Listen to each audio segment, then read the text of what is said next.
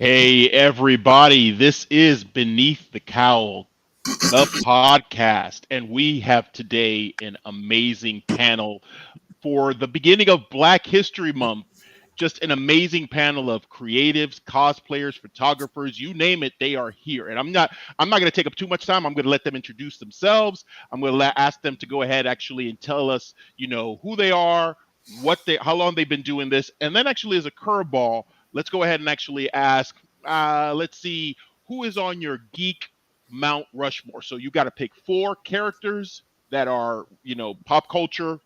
Which are your four? So I'm going to start actually with the Smoke. Smoke, what you got? Hey, everybody. How's everybody doing? Happy New Year. Happy Black History Month. 365 days of black cosplay. It's every day for me. I've been cosplaying for well over 30 years before the term cosplay was even a concept.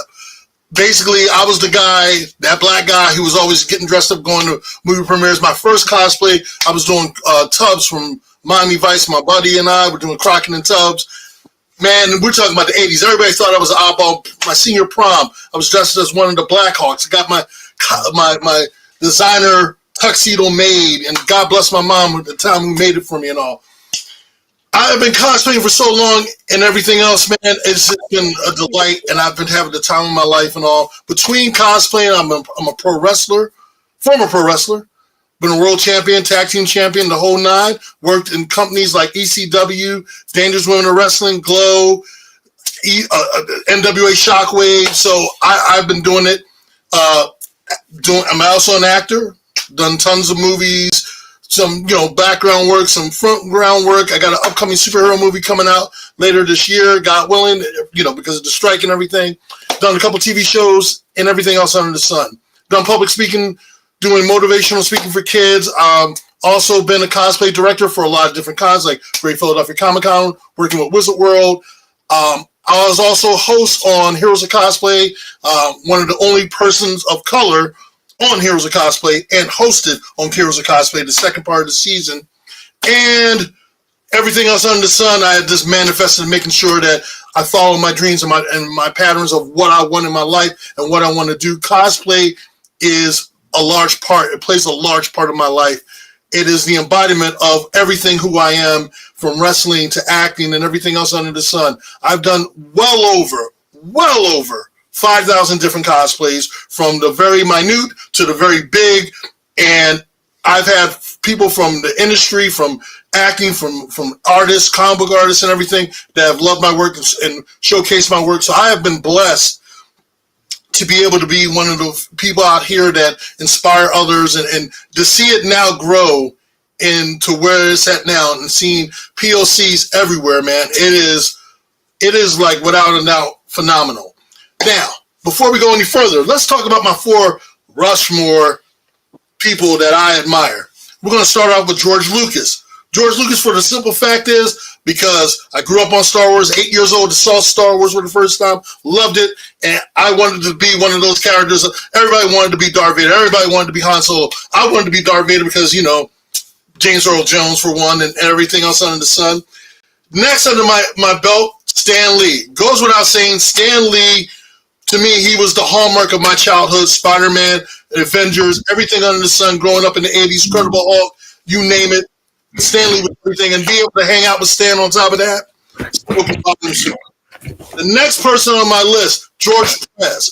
George Perez, without a doubt, I never thought in my years of growing up, who basically inspired me as far as like drawing and wanting to be a superhero. His artwork set the tone for me of what I wanted to do, and then becoming a personal friend of his as I got older and everything. To me, it was like, wow. And then being in his comic books and everything else, that spoke in volumes to me. And the last but not least, the late, great Dwayne McDuff. Like I said, he set the tone for Milestone, for blacks in comic books, along with the rest of the crew in Milestone Comics. And Dwayne, again, was a friend of mine up until the day he passed and all. He set the tone, Static Shock, and everything, and so he inspired so many people. But and also for me, also because I'm also a DC comic book character for DC Comics as Freight Train. So again, I've been living the life not just as a cosplayer, superhero, everything under the sun, that the embodiment of what a hero is all about. So there you go.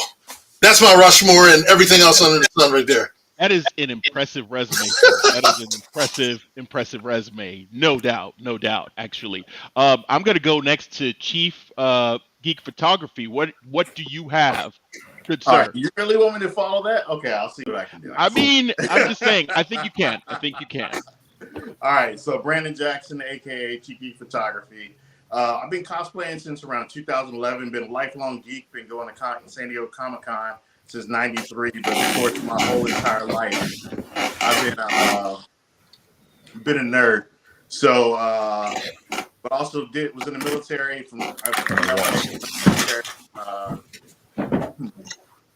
Mike is going crazy. Anyway, served in the military for 22 years. I started my cosplay career before I retired back in 2008. I'm with the 501st Rebel Legion, and also I'm a cosplay photographer. What got me actually into cosplay photography was as you see behind me, with my display of figures and stuff, I love collecting figures, and I got into taking photos of my figures first. And then one day I decided to say, hey, I'm not going to cosplay today. Let me go and take my camera.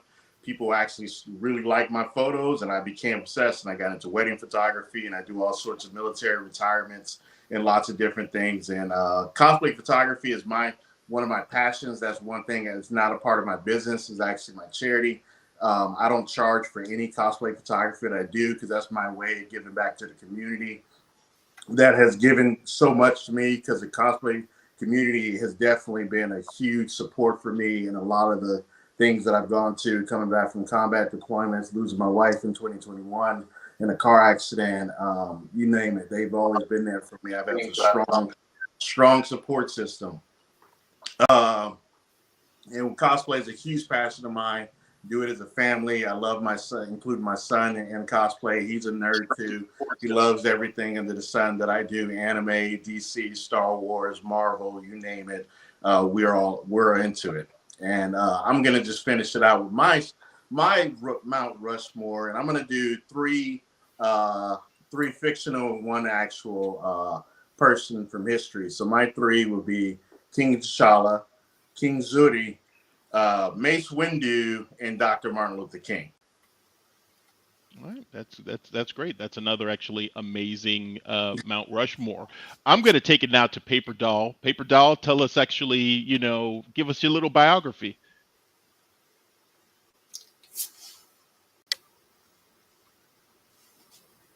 Oh, you're muted, by the way.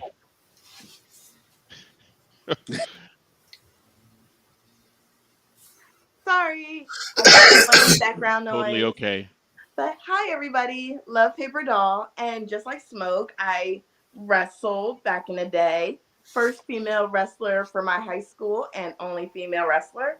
And then I was in the military and I got into combative. So I just like fighting.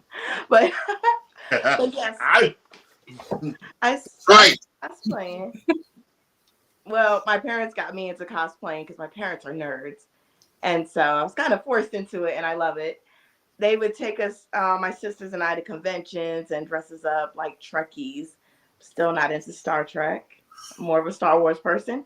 But yes, went to Barbie conventions and would dress us up like Barbie dolls. So now that I got my son, I bring him to conventions and have him dress up. But he likes it. He's 15, so he kind of got a choice now. And let's see. So for my Mount Rushmore, I am so sorry, guys, because I am terrible with names. So I already know people are going to correct me. So I would go with, off of Jujutsu Kaisen, Summer. I can't pronounce his name. Samura. Anime Sunday, please step in to correct me. Satoru Gojo? No, not Gojo. With the pink hair, the villain. Sukuna. There you go, Sukuna. Thank you. So yeah, you got it. Yeah. Because oh my god, seeing him sitting on that throne and just how he has that power and that Ryu from Death Note, because the Shimogami, that's my fave. Michelle Pfeiffer, because she's my favorite Catwoman. something about her. She just has that sex appeal about her with just that look.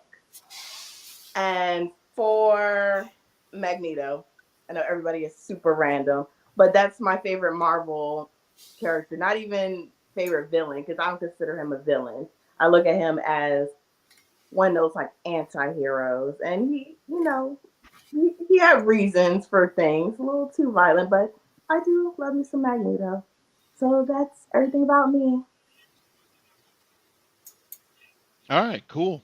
Well, actually, I think actually so far these biographies have been amazing. So I do have to go ahead and actually, but we're gonna keep it going. Actually, next, actually, we have right now anime. What you got? Tell us a little bit about how long you've been doing this. A little biography, and then for anybody that's joined in and actually didn't catch the question at the beginning, you have to pick your Mount Rushmore of fandom.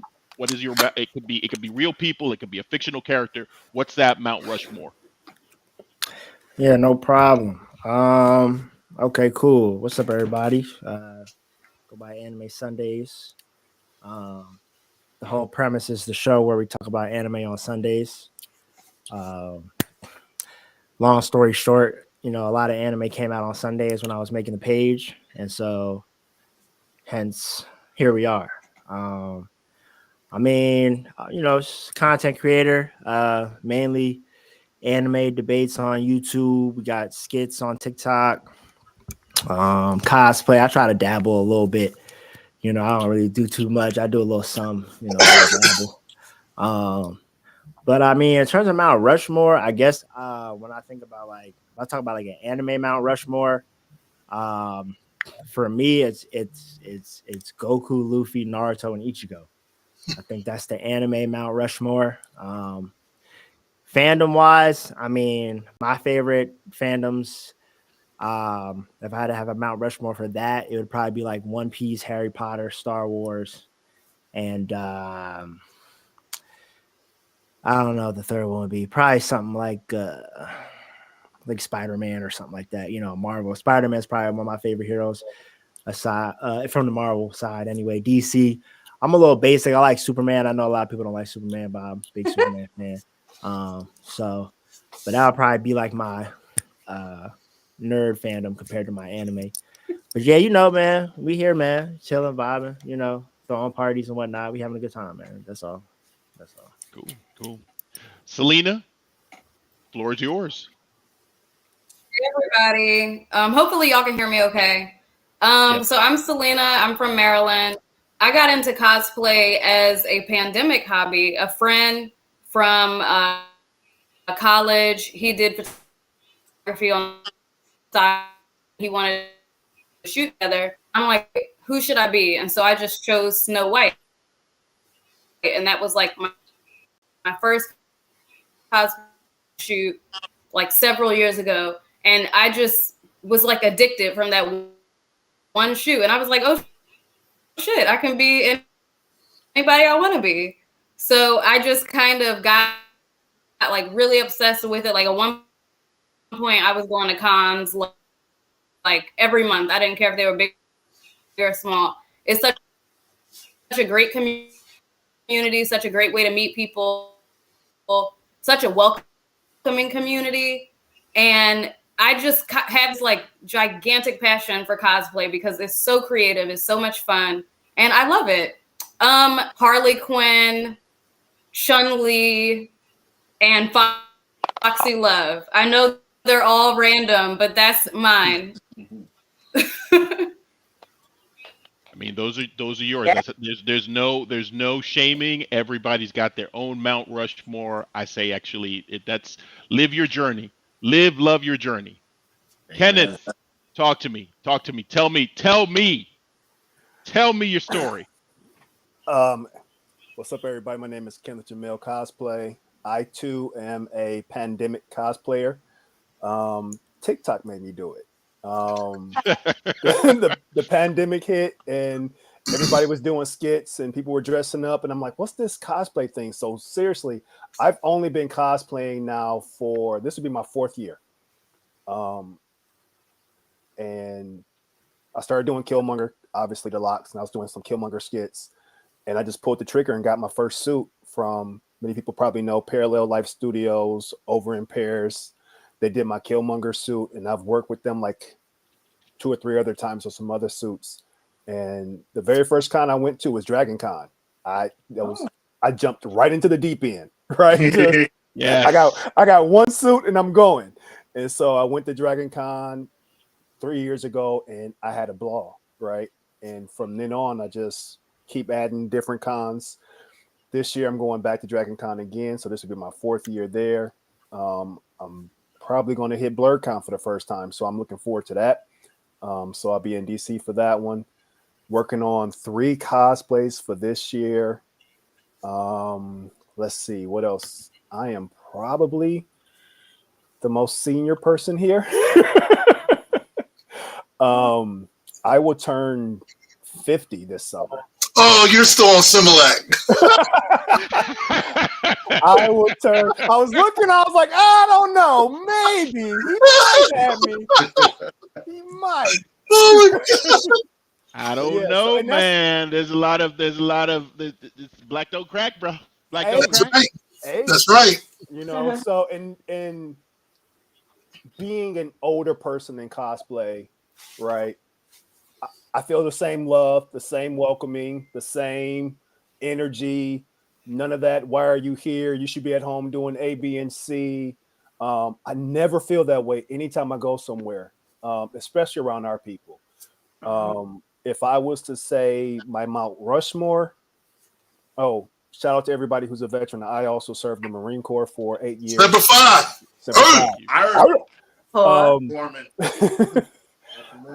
So my Mount Rushmore kind of stems from that. Just the black men that I saw growing up, seeing them on the big screen, small screen. So first, I got to shout out Mr. Carl Weathers, who we just lost today, right? So him and everything that he did, right, really kind of paved the way. And then, of course, Wesley came in behind there.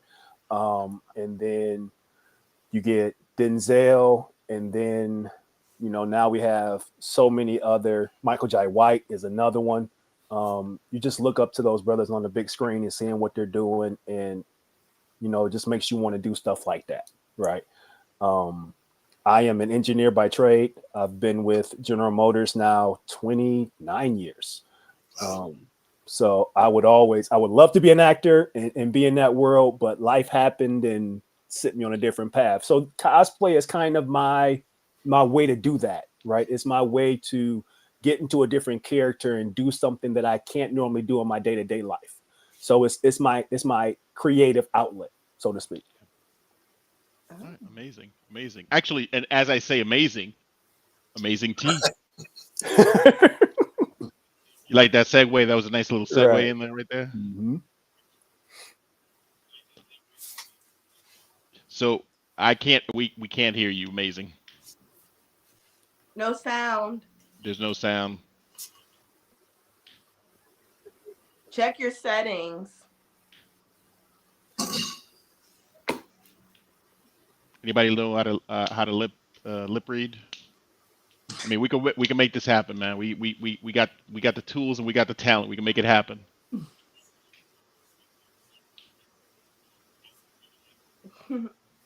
All right. Well, I mean, so we'll amazing. We'll come back over to you just because actually the audio is, you know, just we can go ahead and try to see if we can get it corrected. In the meantime, actually, so this panel is you guys are just have a wealth of talent and just what you guys have done in the past, what you guys are actually currently doing. I find that actually that you guys are I'm in awe of everyone here on this panel. Actually, amazing. Is that you? Did I hear you right? No.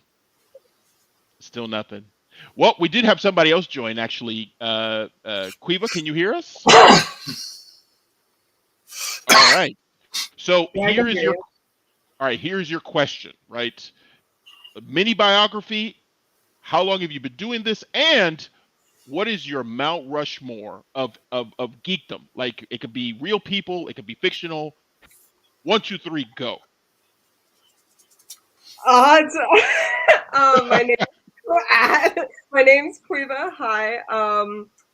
I'm a big fan, I think, of like anything Marvel. I was a big DC fan for a while for the comic books. I'm a cosplayer, and yeah, I'm very excited to be here.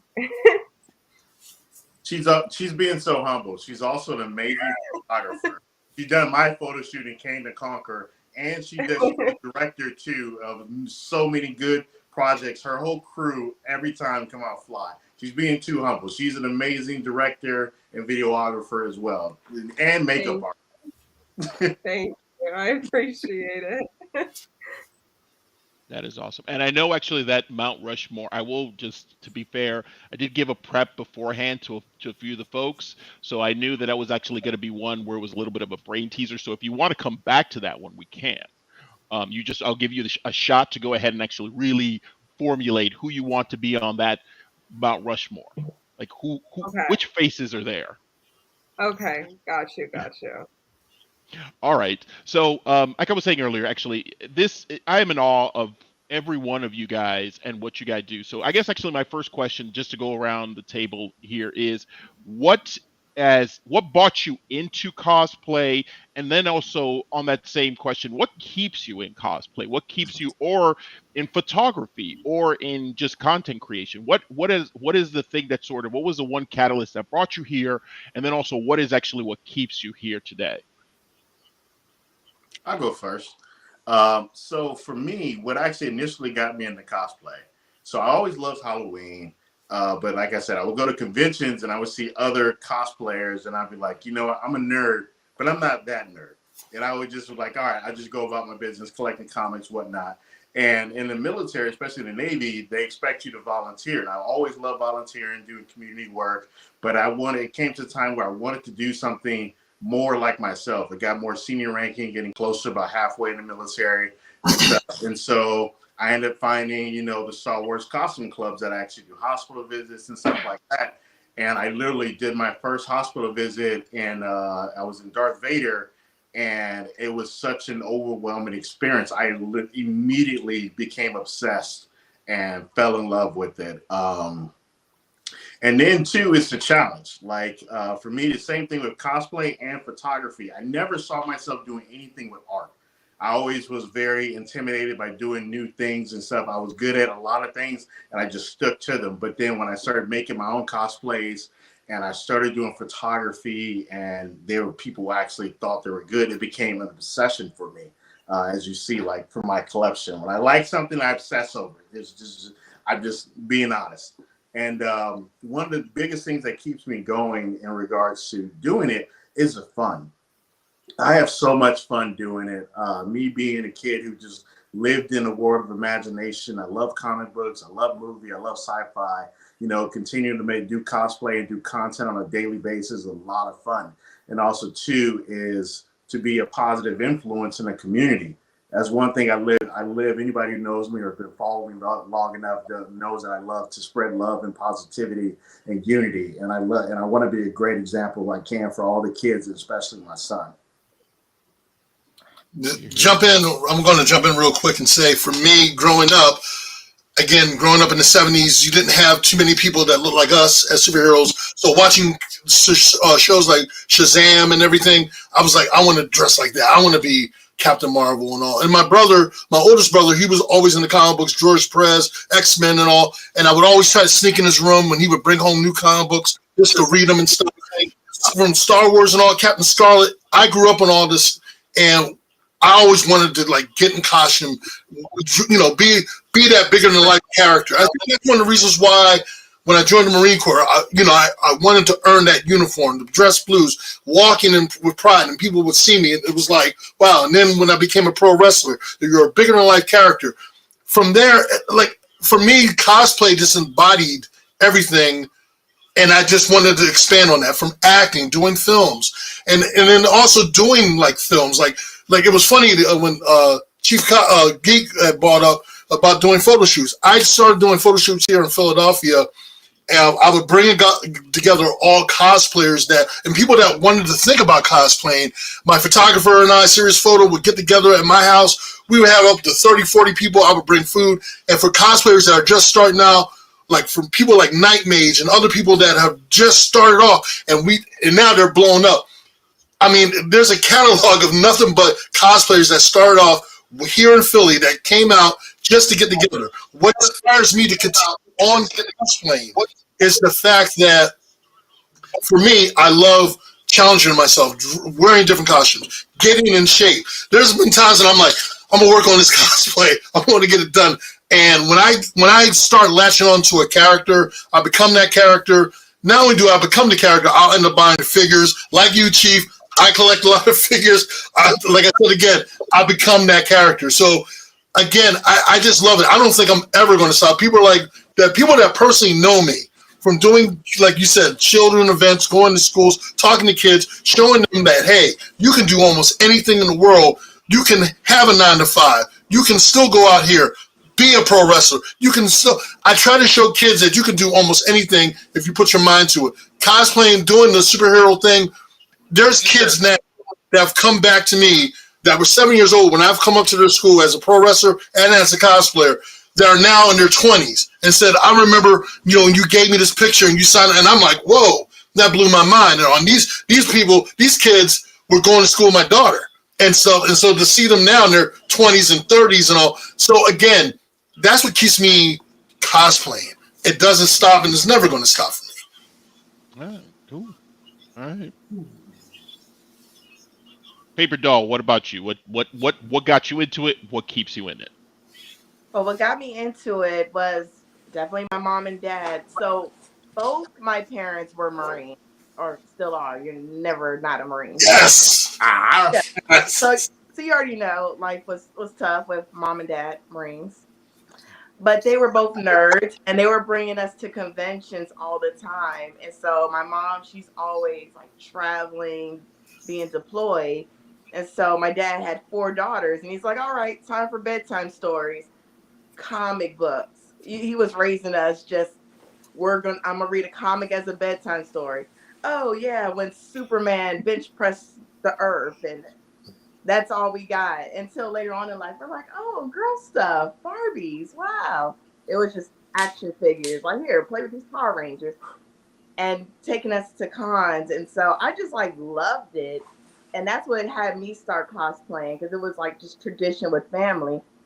And then what keeps me going is, one, I do love like running into like women saying like, oh, wow, I don't really see Black women. And me being a bit older, they're like, wow, you can still cosplay at that age. I'm like, you can cosplay at any age. But my favorite part is when I go to Awesome Con and my dad goes to Awesome Con and he's cosplaying at like Umbrella Corporation, and I'm there and he's like, oh, that's my daughter. Hold on, let me get my phone out. This is her. And it's like that proud dad moment. Like if he would have pulled out the wallet with all the pictures coming out. Like that's him. So I just like get excited to see him at local cons in the DC area. And he's like, I'm so proud. This is my daughter. She cosplays. And my dad's 63, so he still cosplays and comes out all the time. So and then having my son with me, it just like feels good with us coming as a group. Like cosplaying, it's just a family tradition. So when my son has kids, he's gonna start bringing them to cons, hopefully. Yeah. And I just love it. It's just a family bond. So I'm just gonna keep going. Awesome. I just actually want to check in with Amazing T. Amazing T, let's see that audio. Can you guys hear me at all? Yes. There we are. Okay. All right, Amazing. We're going to go ahead and we're going to reset. Go with what's your biography? Go. Biography. Man, I feel like I've missed so much of the podcast already. You're right on time. All right. So I started cosplay. But when I started it, I'm sure Eric can relate to this. We didn't call it cosplay. I'm not sure what year to start with. Called it costuming for a while. Yeah, yeah. I would just say it's a long time ago. A place far, far away was when I started. But initially it was just for fun. But what kept me in it was seeing the smiles on kids' faces. You know, because I remember how that felt when I would see a real life character in front of me. And I think that's what got me also into the charity events and hospital visits and things like that. I used to go to cons everywhere all the time when I first started, but right now, being an older man, yeah, I'm older than 50. I'll just say that. I guess real life kind of has had me has had cosplay take a little bit of a back seat, but not so much. I still find time to make it out and meet up with friends, do some photo shoots here and there, an occasional convention. I really make time for the charity events, though. Those I just feel like I can't miss. And the joy of creating something or being part of something creative is something else that keeps me in it. Because I don't think I can ever be away from my nerd friends. I also have a military background, started Marine Corps, and I went to the Navy. That's actually where I met Chief Geek back in the day. And where was it? I think I ran into you at a Comic-Con like maybe it was over 10 years ago, but it's been a while. That was at the Kamikaze in 2014. I didn't even know you were a nerd and cosplaying. Yeah, sure. Wasn't there to like, you do this? Yeah. As far as my favorite cosplays, mostly superhero stuff. Very little sci-fi for me, although I love sci-fi, but cosplay, superheroes is what I've been spending most of my time doing. Looking around the room, if I haven't met you, I want to say what's up. I know a few of the old heads. I shouldn't call you all that. That's not nice. But Eric, I think the first time you and I were even spoke was probably like 04, 05, something like that. And I think it was like it was on the East Coast for sure. Maybe like matter of fact, the first time we actually met in person was I think Dragon, because you were one of the few people of color that was cosplaying that inspired me. I remember going, and that was my first time going because we were promoting a book, and I got a chance to meet you. It was Dwight. It was a couple, and I was like, "Oh my gosh, finally, some of our own people. Yes, I'm not alone anymore." It really did used to feel that way. It was such a small, tight group, right? Yeah. And to see it now where it's at now, I mean, woo, we're talking about oceans and oceans of people, POCs, man. I love it. I'm loving it. Totally loving it. Brandon, you putting together a big shoot for WonderCon, right?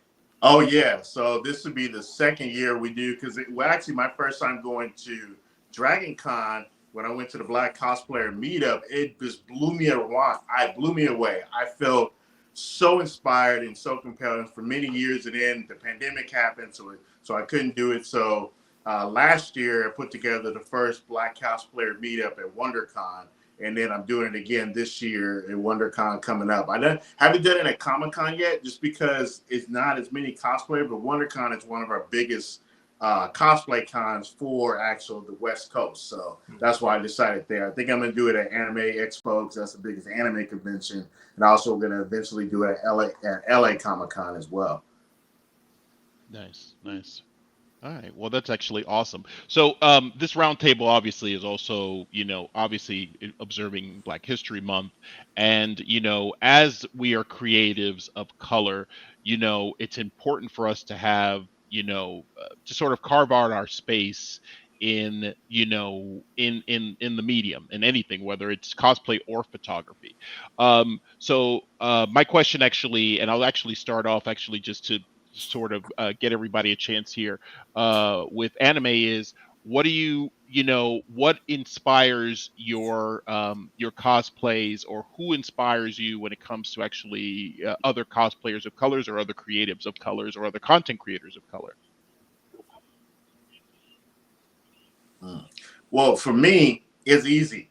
I like the character. If the character makes me laugh, or I just like the character, I cosplay it. That's it. Simple as that.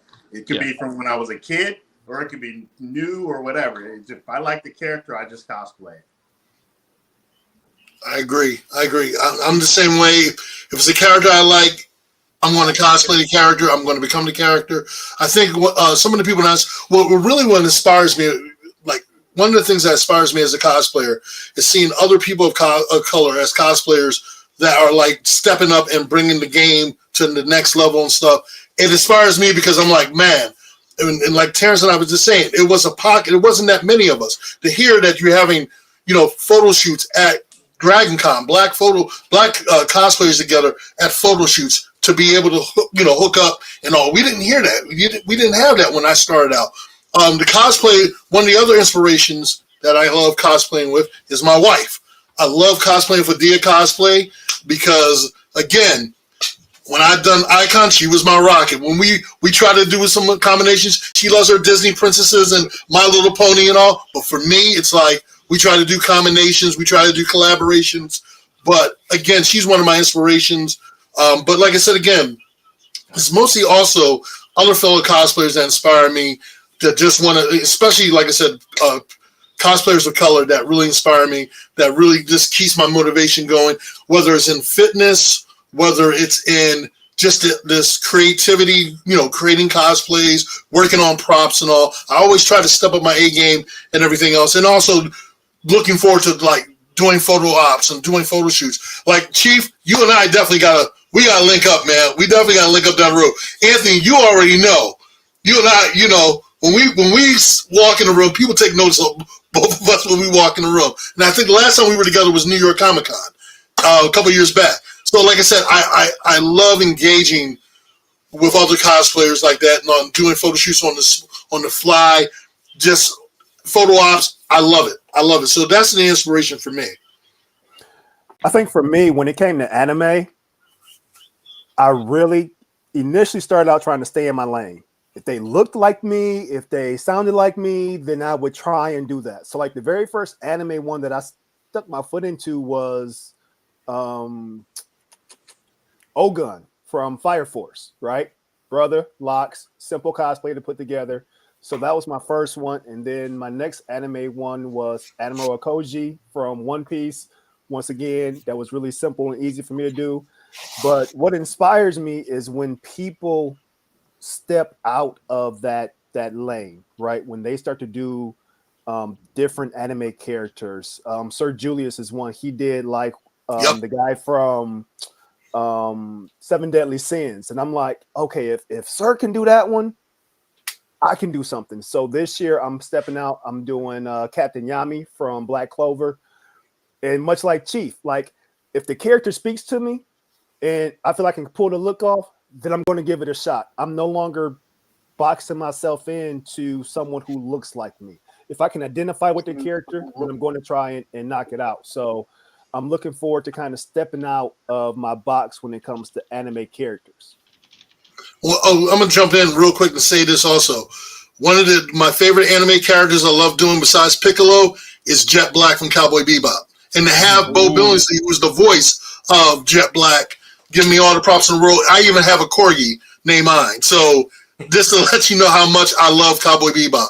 So yeah, and being able to be the embodiment and saying, yo, Spike, just to see a person of color become Jet Black on the live action, whether people loved it or hated it, you can't deny that my man bought his A game to play Jet Black. And again, that was because of the fact that he was the embodiment. To me, when I look at Jet Black, he was a person of color. He was a black man. I don't care what anyone says. He was just light skin. That's all. He was just light skin. You watch Cowboy Bebop.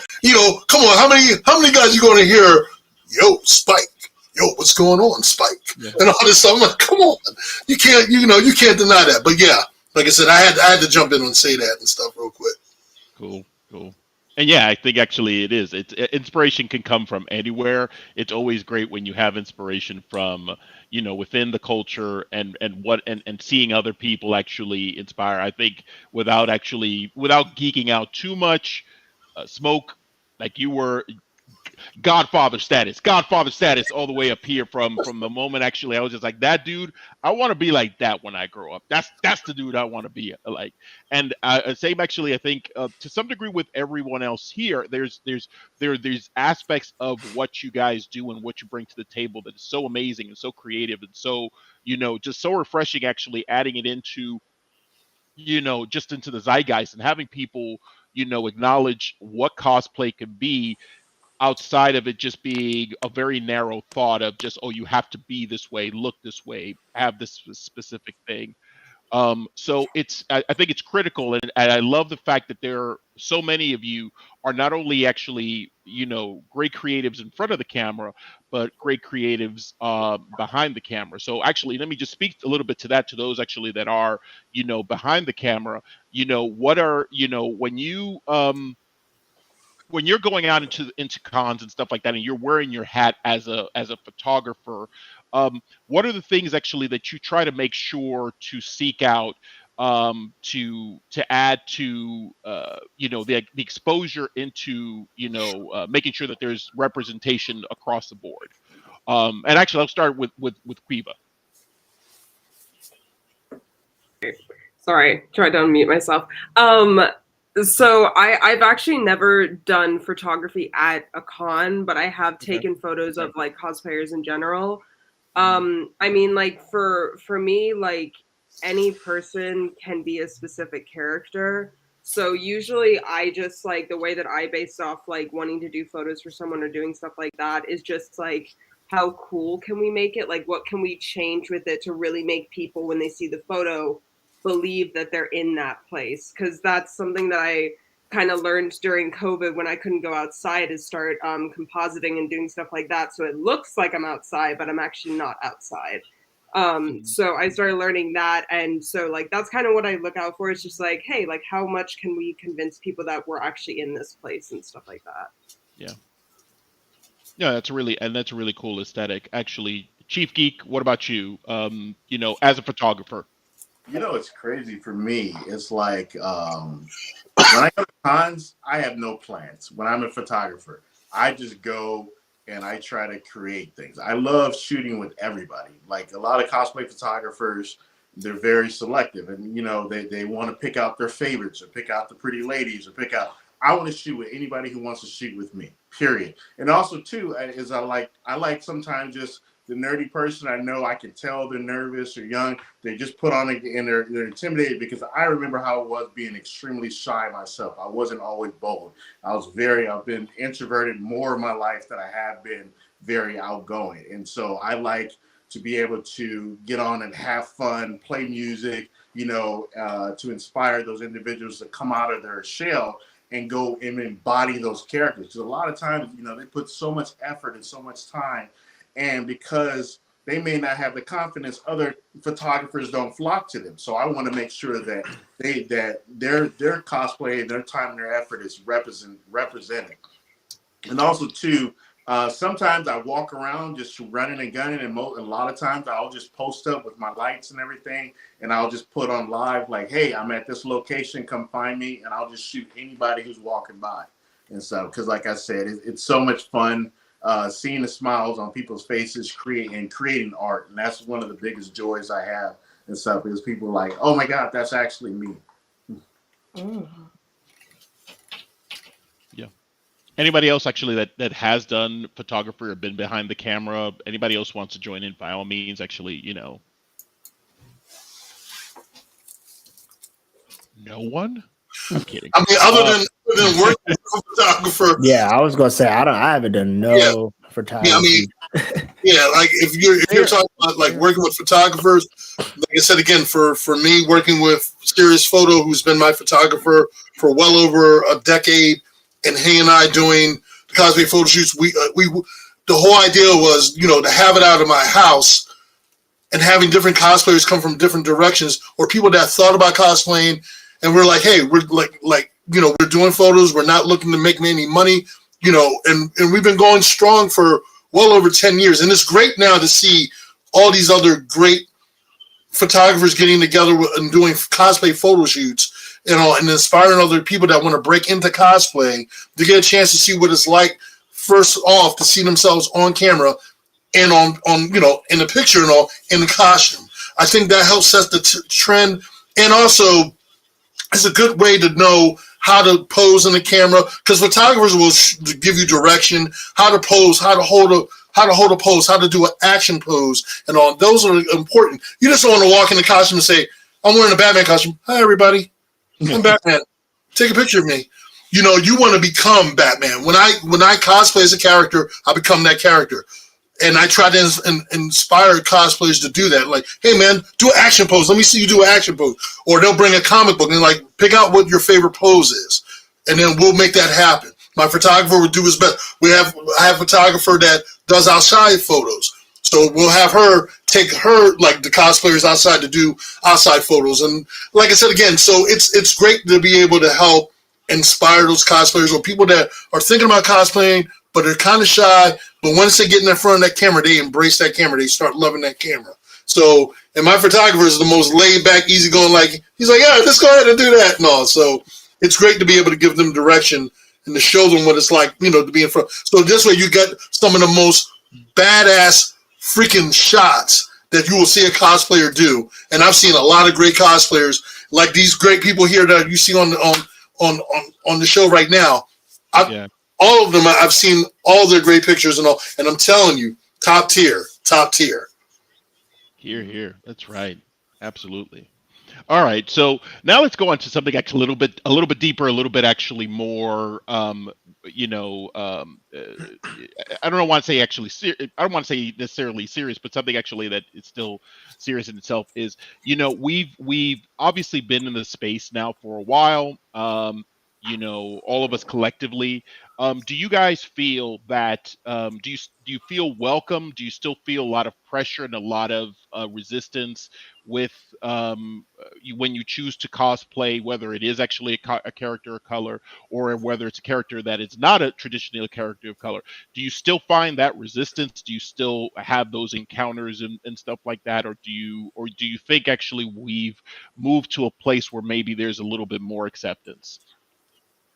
I feel like people are only that bold on social media. In real life, at cons, nobody gonna come up to you and be like, "You black? Why are you cosplaying?" They're gonna celebrate the fact that you're there, or not come up to you and ask for a picture. Period. Like, I haven't really had any experiences where I felt like somebody was being racist because of my cosplay. Knock on wood, it has not happened yet. But it may be different for women, especially if your cosplays are like, a little more suggestive. But like, as of the past couple years, I really haven't had any issues like that. But that's just only me speaking for me, not everybody else. Okay. All right. And your experience is your experience. So yeah, actually, I'm sorry. Go ahead. Oh, sorry. I've only had one time when somebody tried to call me out. I was cosplaying Kurama from Naruto, the Nine-Tailed Fox. And so I had the prosthetics. I was all painted orange and everything. And someone said I was orange facing, which I was like, that's a thing. Like, I'm really? And they're like, yeah, you can't orange face. I'm like, okay, I apologize for offending all the Nine-Tailed Foxes out there. But it was on Facebook, and I'm never on Facebook. And it was just a whole thread of people mad because I painted my face and my skin orange. Yeah. That was the only I was like, come on, please tell me this is a joke. But no, they were serious. It was like all this hate stuff. So that was only one time, which I just laugh. I got thick skin. I'll be like, I don't care. See me at a con. We can fight. I don't care. I'm not impressed by keyboard warriors, and they never phased me, not one bit.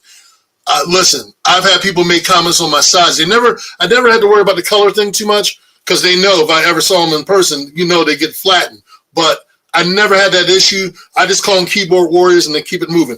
If I don't like what they say, I just delete them. I don't invest a lot of time into someone that really has nothing to say when they see me in person. But they want to say, like you said earlier, Selena, keyboard warriors, all they're doing is typing. All I can do is delete and block and keep it moving. I never really run into that problem, and most of the time my encounters, outside when I've done Batman, I've done 10 different variations of Batman cosplay. Didn't care. People were like, "Oh my God, can I get a picture with you? Oh my God, you look." And I mean, my size, I've gained weight, lost weight, gained weight, lost weight. So my size, I never were. I used to. Now I will say this: when I cosplayed, when I was wearing a white suit, this was some years back, and people were like, "Oh yeah, you look like Kingpin," and I'm like, because the Daredevil movie with Ben Affleck came out, I'm like, "Yo, why does a guy in a suit gotta look like Kingpin? Because he's black." But then I decided, in the last couple of years, I saw Vincent D'Onofrio's performance. I'm like, all right, I'm gonna cosplay as Kingpin, and then I'm gonna totally bring the character. Without a question, it's like one of my best cosplay, and I'm like, what the? And people are like, oh my God, they need to. And again, so I find it funny. People on the internet are funny. I just find them hilarious. They need to have their own comedy show because, like you said, them going off on Paper Doll because, oh, I felt offended because she was orange. Oh, and oh my God, I don't know if I want to get through the day. I felt so offended. Get a life, grow up. I just kind of, I'm like, even hearing that, can you hear that? Can you imagine someone saying that? I felt very offended because you were orange. That offends all the orange. And I'm like, man. So yeah, I just find it hilarious. I find them hilarious. I mean, there's a lot of Oompa Loompas out there. I mean, that's Oompa Loompas are orange. They might be offended. They might very well be probably offended. offended them. Yep. You probably did. Maybe you shouldn't Oompa Loompa not do it. Do it. What about actually? And when I bring up this question, also, I think sometimes there's also microaggressions, which I also sort of I think also plays into it. Like people will say, say for example, you are dressed up like Smoke, you're dressed up as Batman. Are you the Black Batman? Or hey, you're dressed up as like these are comments that sometimes people make in passing when you're doing actually a certain character. And if you're not specifically like, hey, this is how the character is traditionally drawn and stuff like that. Have you ever encountered anything like that in the space? And obviously, yes, a lot of times it's over the internet, but with the microaggressions, I think it's a little bit more in person. Sometimes people will do it because they don't think to themselves it's offensive. Mm-hmm. But do you guys find that still happens? Well, what's funny? I recently a couple of years back, I did a photo with a guy named Thomas, white guy, no hair. He cosplayed as the 70s Luke Cage. I mean, Tierra, the whole nine. I was dressed as Batman. We did a picture, and like someone put up, this is how what cosplay is all about. And again, love this cosplay. I wanted to do tons of pictures. And people were like, can we get pictures with you guys? Just for the fact that he was doing Luke Cage. He wasn't doing in brown face. He was, and I mean, he wasn't like in the best shape, but he was doing Luke Cage. And I was just like, wow, I got to get a picture. And I'm doing Batman. And so when I get those accounts, I don't hear Black Batman. They're like, hey, that's a good Batman. And that's why I try to tell kids, I'm like, I've done Superman. Oh man, I love your Superman. You do a good Superman. When I did Captain Marvel, I remember doing Captain Marvel at Dragon Con, and people wanted to get pictures with me. And again, it wasn't that many of us back then that was cosplaying. So the fact that I was doing Captain Marvel and I did not hear one person say, you're the Black Captain Marvel. Again, I just don't think about these things. And like you said, the keyboard warriors, I just keep it moving. I don't even focus on the internet stuff. I tell anyone that comes into cosplay, if you're going to go into cosplay, you got to have a thick skin. You cannot be, coming in there. If you have a low self-esteem, then don't focus on being on the internet and showing off your stuff. Go cosplay and have fun. But if you're expecting to get praise on the internet and you have low self-esteem, don't do that to yourself. You're only committing Harry Carey on yourself. But I tell people all the time, don't focus on the internet. If you cosplay because you want to cosplay and because you love cosplaying. It shouldn't matter what anyone else thinks. Yeah. One thing is, what I found is there'll always be way more positive people out there than they are negative, especially in the cosplay community. I've always gotten way more praise, even on the internet, than I have for trolls, and that's definitely within person. And at the beginning of my cosplay career, the first person that inspired me not to even care about ignorant people like that, like who do the microaggressions or not unintentionally even do that, was a little boy. I was at Legoland doing it with 501st Rebel Legion, and I was an Anakin Skywalker, and I was taking photos with a bunch of the kids, and one of the dads came up and was like, "Hey, that is an awesome Mace Windu." And I was just like, because I'm doing a high profile charity event, so I didn't say anything. But his son has like, "No, Dad, that's Anakin Skywalker," and I was just like, you know what? That's who I'm doing it for. I don't care about anybody else because one, not everybody thinks like me. So I understand. Sometimes people make mistakes. Sometimes they're unintentional, and sometimes it's intentional. But regardless, I'm not going to let it get to me because that's not who I'm doing it for. I'm doing it for the people who appreciate what I do, and for like Smoke said, for all the trolls out there, that's their own insecurity that they're projecting on other people. If you're that insecure where you want to attack a perfect stranger on their costume and creativity, which you have no talent. There's never anybody with any talent. I've never seen any content creator or someone who is actually good at what they do on social media trolling people. I have to this day never seen one person in the community trolling other people. It's always some other troll who has no life, who has nothing going on for themselves and want to take it out on other people. There is one microaggression, and it still happens. And I'm pretty sure a lot of women get this a lot when we're at cons or sometimes on the internet. They're like, "Oh, great cosplay. Your boyfriend got you into comics, or your boyfriend got you into anime." It's funny that you say that because I used to work at a comic book store. And one of the questions that somebody had asked me at one point, somebody walked in and they were like, so like, do you know about this stuff or do you just work here? And I'm like, no, I totally just got this job because I don't know anything about comics. You're so right, bro. You're so right. Yeah, I definitely noticed that. It is like so annoying. Like it's like a secret boys club, and girls don't know about it until a boy brings them in. Like, what the hell? Like, I have a TV. I know about Marvel. I know about anime. Like, really? And then I'm like, no, what the hell? Do you see a boyfriend around? And then they try to do like quiz you on stuff. They're like, "Oh, well, who's this character in One Piece?" And I'm like, you're gonna assume I don't watch shonen. Yes, I watch anime, but I tend to watch like more of a horror genre, or maybe I'm a magical girl kind of anime. Why are you trying to ask me shit that only you watch? But if I bring up another anime, they're like, "Oh, I don't know that. Are you sure that's a real anime? Let me look at my Crunchyroll." So yeah, I hate it. So to piggyback off of that question, actually, you bring up actually a very good point. So there's obviously that is 100% grade A gatekeeping. That is, the person should get a job, get a hat, get the Buckingham Palace hat, because obviously they're good at that job. So with gatekeeping, and this is for the ladies actually on right now on the podcast, is it, do you find it's more difficult with those kind of examples, not only being actually a woman, but also a woman of color, that you would be, that you would have interest in science fiction and in comic books and in, like, do you find actually that you get a lot of resistance in that regard? Oh, the gatekeeping? Oh, hell yeah, like a lot. Well, okay, so my job, I'm a network engineer. And so my office, I got a bunch of geek stuff in there. So I got like my keyboard, mouse pad, like little anime knickknacks on my desk. And so when people go into that office, I'm standing in there because it is my office. And they're like, "Oh, when does the guy get back? Oh, he's into anime. Oh, that's what's up. But when does he get back? Are you his secretary?"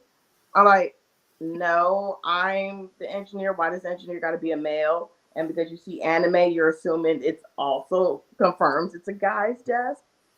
So I get it out in the real world with normies. All this like the whole gatekeeping and everything. Yeah. And I'm sorry. Yeah, no, you're good. Selena, what about you? Do you see that happening in whether you're in a con or whether actually you're in your day-to-day life? So for me, not so much. I'm a flight attendant, so I don't like have like a desk with like, any like cosplay stuff or anything like that. Usually when I bring up the fact that I cosplay, people just ask me questions about like cosplay and Comic Cons and like where they can find Comic Cons, that kind of thing. It's not really so much like people trying to come at me from like a disrespectful angle, like I don't know what I'm talking about. And a lot of the fandoms that I like really, really appreciate are like a lot of fandoms that people know all about anyway. Like I'm a gigantic DC girl. So like people that like are team DC, like they know DC stuff. And like, then we have that thing that we can like bond over as opposed to them, you know, saying like, oh, you don't know anything. Like I went to San Diego Comic-Con last year for the first time. And when I saw they had like a whole DC like neighborhood in there, I was like hype. And like everybody over there, guys, girls, whoever, like we all just came together, taking our pictures, like hyping each other up. Like it was like such a vibe. And nobody was really like hating on anybody else. Nice. As it should be. As it should be. And As it you should should be. actually, Yeah. you should be able to enjoy that, enjoy the things that actually you're spending your money, you're enjoying the things that make you happy. And ultimately that's the most important thing. So let's go into more geeky stuff. If you had, if there was no money was no object, and time was no object, and you can actually put this together, what is on the tippy top of your cosplay? I want to do this, and just, you know, this is my bucket list cosplay. And I want everybody to get a chance to go ahead and throw their name in and say, hey, this is the one cosplay I haven't done yet, but if I could, and if money was not an object, and if I could actually, you know, and talent and skill and time wasn't an issue, I would get it done. What is that cosplay? For me, it's Darth Malgus. It's like when I saw the Old Republic trailer come out, and for a while, for me with Star Wars, I still always loved Star Wars, but there hadn't been any new content besides the Clone Wars cartoons in a while. But when I saw that trailer, because I'm also a gamer too, but when I saw that trailer for Old Republic and Darth Malgus stepped out, I was like, oh, that is going to happen. That is not just money. I don't care how it's gonna happen eventually. I just have to put myself in a mindset to actually do it. But that is my top tier, gotta have it, gonna do it one day, cosplay for sure. Awesome. Smoke, I'm not gonna ask you. I think you've done all of them. You don't have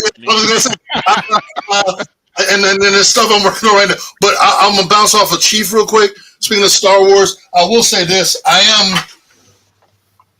working on one costume, particularly Star Wars related, that, again, I'm a gamer as well, that basically from Old Republic, that inspired me when I had hair. That tells you how long I've been working on this particular cosplay. I've been wanting to do this character because I'm like, oh, I look like this character. I'm totally going to do him. And I got the armor. I've been working on armor for the last 5 years, but because I know with Star Wars, there's certain particulars I want to make sure I look as authentic as I can without, you know, wanting to join any groups or anything. I just wanted to make sure I looked the part. I mean, I just finished doing Wrecker from the Bad Batch, and people were like, oh my God. So the thing is, it's like, okay, I'm going to definitely do this. I had to get the right wig for it because now I don't have hair and all this stuff. But I will say this. I am currently working on, I don't know if you guys can see it, a Ralph McClory Vader. So this has been another ongoing project of mine. I don't know if you can see it, but this has been something I've been working on for quite some time and everything else. So, yeah. I'm currently working on it. But I mean, Ralph McClory, everyone has done Vader. I wanted to do Ralph McClory, the first design of Vader. And it's not, like you said, it's not about money. It's just a matter of making the time. I retire I got 2 more years. I work at Homeland Security. I got 2.5 more years to retirement. And you can best believe when I retire, woo! Oh my God! I'm gonna be so yeah. But like I said, that one armor piece I'm working on for Star Wars, besides the Vader, it's going to manifest. It's going to come to life. And you'll know what I'm talking about, and you kind of know what I'm talking about. But it's going to manifest. I I just want to make it right. I got almost done. And this was by hand, painted, sculpted, the whole nine. I had to reach out to the right people to get the right kind of neck. You would not believe. I put love and time into this armor. So, yeah, that's one of those. I'm going to make that happen. So, yeah. All right, anime, it's on you. What you got? Man, I mean, I'm not gonna lie. I feel like I don't be having like no crazy, because like all the characters I want to cosplay, like their costumes aren't that super in depth. I feel like just because I usually be trying to cosplay people close to my size, so I feel like usually a lot of the taller and like bigger characters have like the more complicated cosplays. But I know that too, that I really wanted to do, like if I had a lot of like resources to make it as good as possible, definitely be Carnage from Spider-Man. I always wanted to do a Carnage. I thought that would be like dope to try to recreate like his symbiote tentacles and all that good stuff, especially the mask and the teeth. And then I always wanted to do a Kid Buu from Dragon Ball Z. I think that would be fire, because I did see one of my friends, he's a cosplayer, he did Super Buu, and he really killed it. Like he really like had even made the ears kind of look like the real ears. So I thought it would be really cool if I could maybe like do something like that one day. But hopefully we get there, because these cosplays is expensive, man. I'll be like, man, here we go. Like, what I mean? Every time I be getting ready to get a new one, I'll be like, what I mean? Like I'll be like, man, I just need to go to the Amazon warehouse and get it from the back, back of the shelf. You know what I'm saying?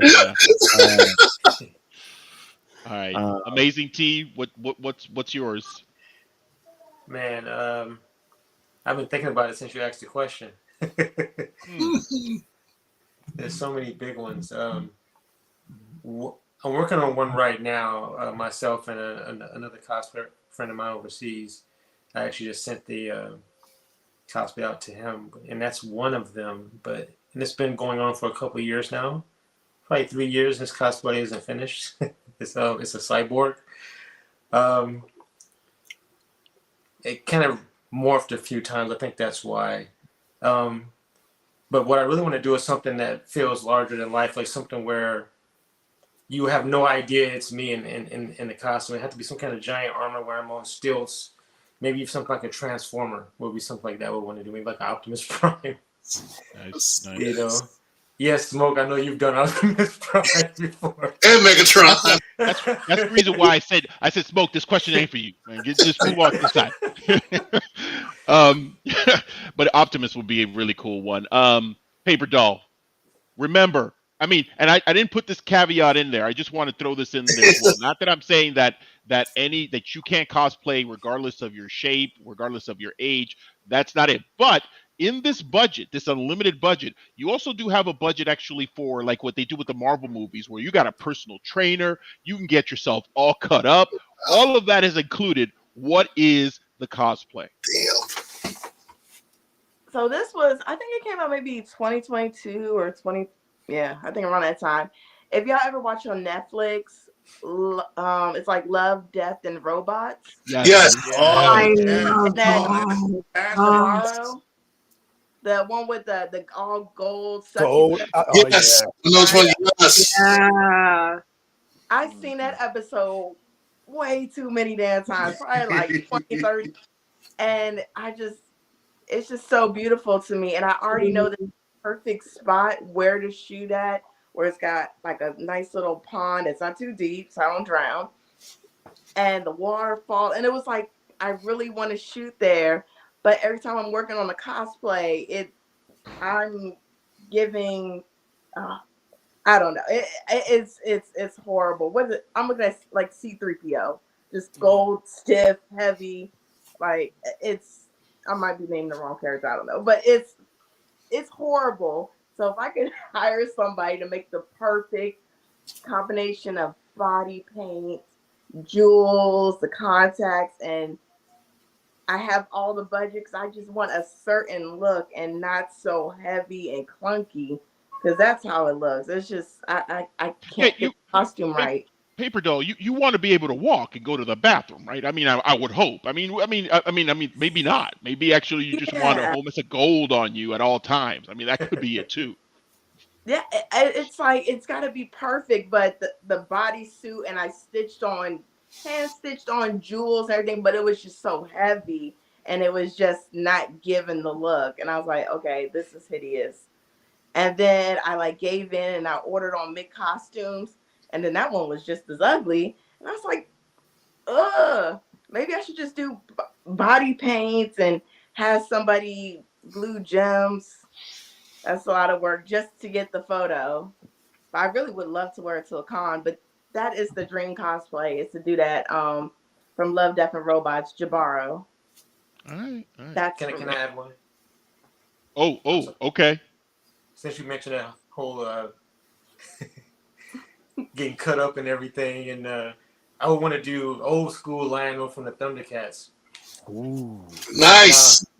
Nice. Yes. Where the pieces aren't like spandex, but actually look like, different textures and whatnot. As far as the outfit that he does wear, full on wig, the sword of omens, claw shield.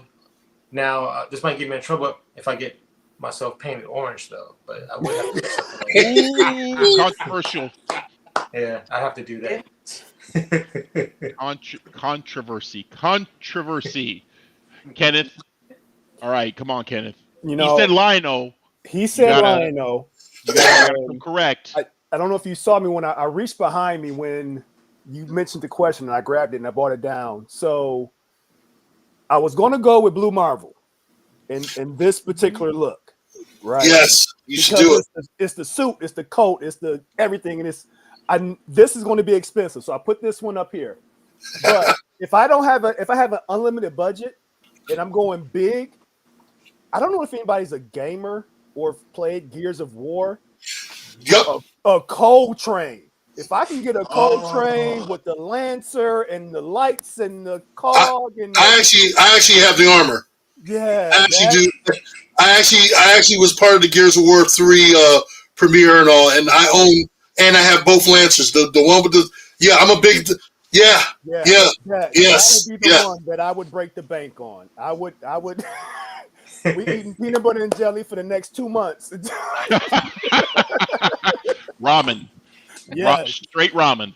that's the one I would break the I'm bank. gonna throw in one other character I want to do. I'm gonna do another version. I've done it years ago. Warhammer 40K Space Marine. That's another one I want to. I did the Chaos Marine years ago. And especially now that you got Henry Cavill going to Amazon, I would love to be on set as a Space Marine, without a question, in that armor. Yeah.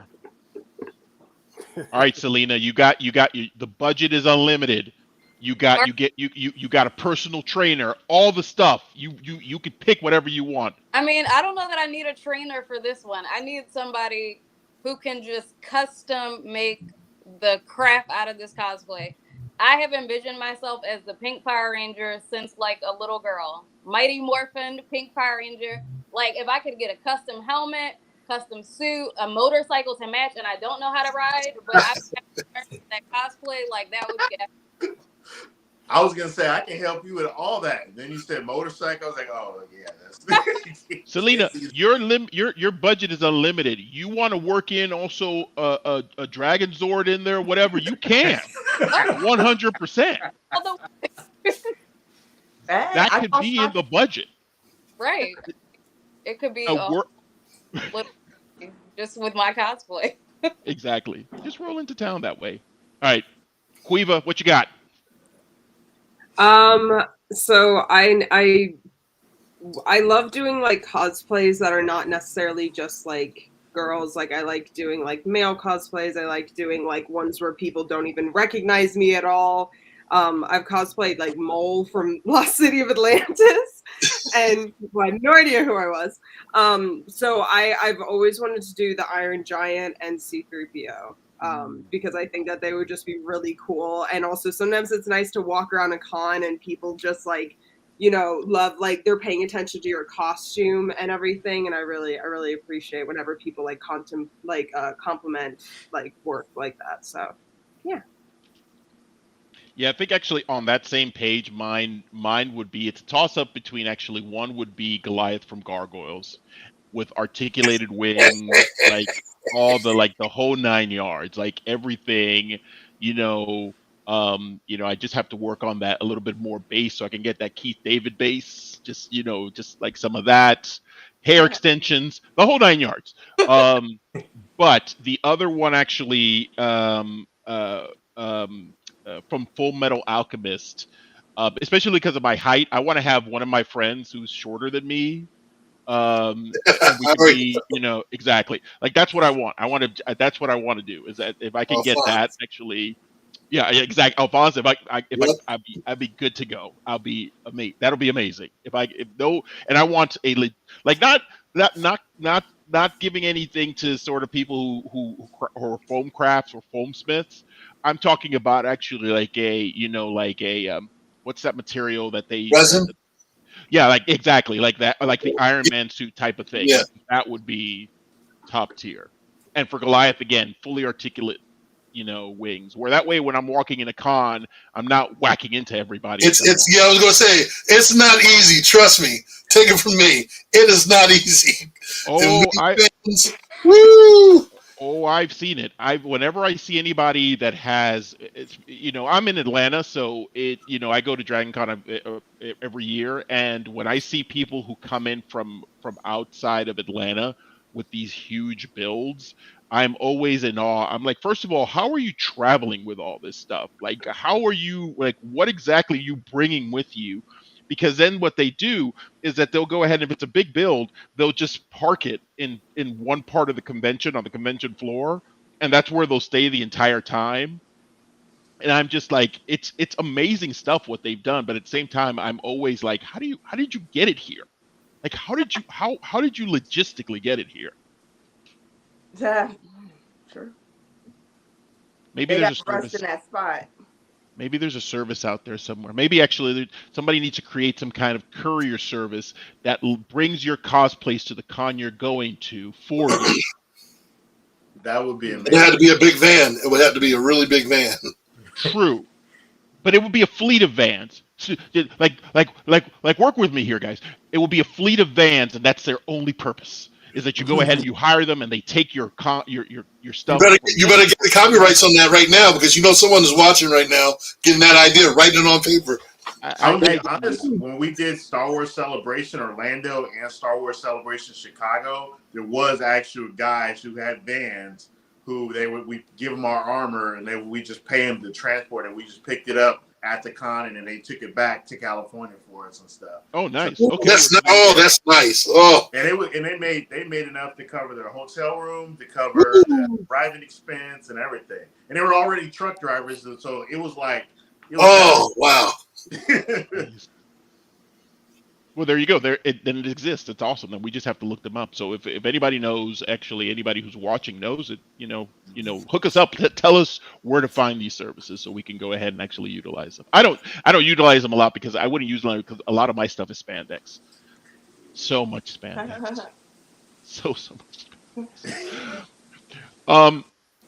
Well, great guys. So just one last question actually, so we can go ahead and actually wrap up for the evening. Tell me a little bit about when it comes to your craft and your what's your process in putting something together from conception of, hey, this is a character I want to pick, all the way through to, hey, this is the execution, whether it's you're building it, whether you're buying it, whether you're sewing it. Like what's usually your process with that? How does that look like for you guys? I know, at least for me, like, depending on what I'm doing, like, depending on if it's a video or if it's a cosplay, they're kind of similar in different ways, but when it comes to cosplay, most of the time when I, like, pick a character, I'll be super excited about it, and I'll start drawing out the design myself, and then I'll break down, like, the character's, like, design into what would be useful for me to actually make it and build it. So I'll write next to it like foam or Warbler or do stuff like that so I can see it. and then I'll start building it and then doing all that stuff. So for me, it would depend on the character, who I want to do. If it's a character that I can see myself doing, if it's something that I can't make, I reach out to those prop makers or what have you and ask them to do the bare minimum. This way I can make sure they get credited, but I also put the work in myself. A lot of times I'm really good when it comes to detailing. Now, if it's a group cosplay, one of my favorite group cosplays I've ever done, never thought I could pull it off, was able to pull it off, was doing Gotcha Man, aka Battle of the Planets. I'm leaving. I'm out of here. I'm no Smoke. That's enough. You've done enough. You've done enough, Smoke. I need you to calm down. You've done enough. We did the whole entire group, and I'm talking about all people of color as every one of the characters from Gotcha Man, and to pull that off. And this was 3 years in the making. From my wife, you had Wendell, Scorpion cosplay. You had Be Wild cosplay. You had my boy Requiem. And the five of us were able to modify and do the whole group. And again, I haven't seen any other. I would love to see other people do it, but for us as people of color to do it, yeah, that was spoken volumes. But for me, like I said, if it's a costume that I know is a top tier, something that, like you said, a big costume and all, I pull in my resources, the people I know, the materials I need to get, the conception, whether, like you said earlier, draw out what you want to do, what kind of materials you need. If it's like an Optimus Prime, how big do I want to go? How am I going to break it down when I go to a con? Am I going to need assistance? I think one of the biggest things I did was Thanos, and that was a 9-foot tall Thanos, and I had 4 to 5 people helping me suit up as Thanos. And that, and I had a friend of mine who made part of the costume all the way out in Canada. He had to send it to me, so I had to pay that off. And then I had to get the gauntlet made, and this thing was bigger than life. So it's all a matter of process. And, once I'm in costume, who's going to take the pictures? Make sure we get enough pictures. Make sure we get enough video, because I may only be able to wear this once or twice, and then it's going to be sitting retired, because unless I'm doing a premiere or something. So it all weighs out. And also you got to think about, how often am I going to wear this costume? Where am I going to be able to wear it at? And what are the cons that are coming up that I can wear it where I won't need help to get into the costume, and then someone else can take pictures? These are the things that always goes through my head. And I got costumes that, like, for the first time I had a Darkseid costume. I waited 2 years to meet Ray Porter, who was the voice of Darkseid, just to go have my wife and another friend of mine help me suit up, walk on the con floor. It's all on video. And he went bananas over it, and he's sending it to Zack Snyder and Ray, and I'm just kind of like, wow.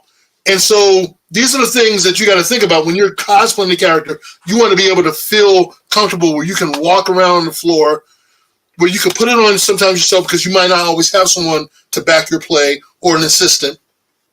You want to make sure that the photographers are around enough to see you in costume, because you can't carry your cell phone and everything else on you. And also, if that costume is got pockets and all this stuff. These are the things that go through my head. I've been doing this stuff for years as a cosplayer. The trials and tribulations of wanting to look your best as a character, but there's a price to pay. There's a price to play. So, like I said again, and I'm going to answer this question because it looks like Chris asked me a question. How did it feel to be on stage at Times Square? I was fortunate enough myself and Hotspot Cosplay a year and a half ago, we got the chance to be a part of the black carpet event for Black Adam. I got a chance to shoot some promos with Dwayne Johnson, who I've known back and forth for years throughout our wrestling career, and also get a chance to meet the entire cast, as well as do a lot of performance for time in the heart of Times Square on stage with thousands of people. You would think it was New Year's Eve, the way it was rocking that night, and it was mind-blowing. It was a mind-blowing experience as a cosplayer. I've had a lot of great moments, but that was without a doubt one of my top-tier moments as a cosplayer, especially dressed as Black Adam in full gala as Black Adam. So, yeah, it was amazing. It was incredible. That's awesome. All right, Kenneth, what's your process when from concept all the way to execution? From concept is it's got to be a character that I can identify with. Something All about their right. personality, something about their story, something about them, because like Smoke was saying, is once I get into character, I have to be that character. I need to know their mannerisms. I need to know how they move. I need to know how they talk, how they carry themselves, because I'm so fearful that somebody's going to walk up and be like, shake my hand in character. Okay, wait a minute. make sure I got that squared away, right? Once I know what character I'm going to do, then it's basically what's my budget, what's my time look like, and what is my personal skill set. Because once again, I've only been at this, I'm starting my 4th year.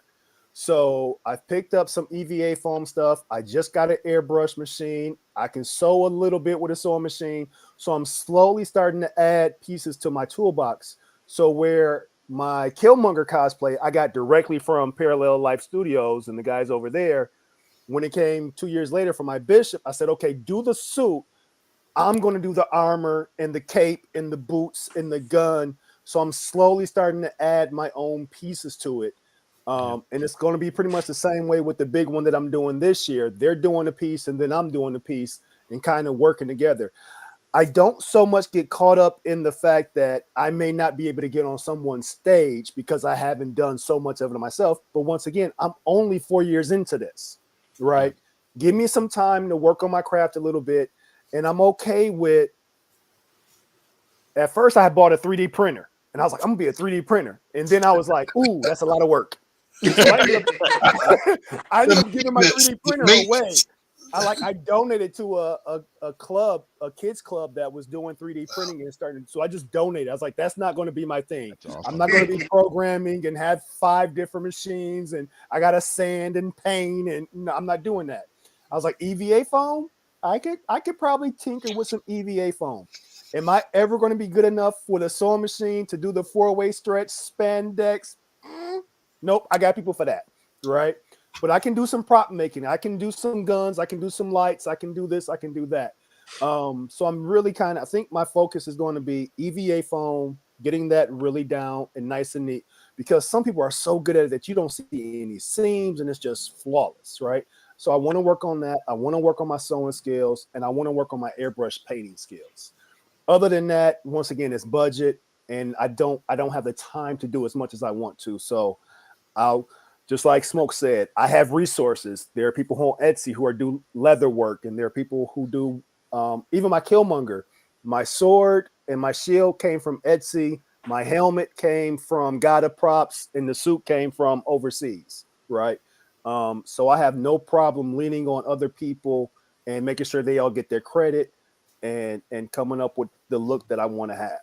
I think I typically do 2 suits that I make solely myself, and then I do 1 suit that I need some help with a year.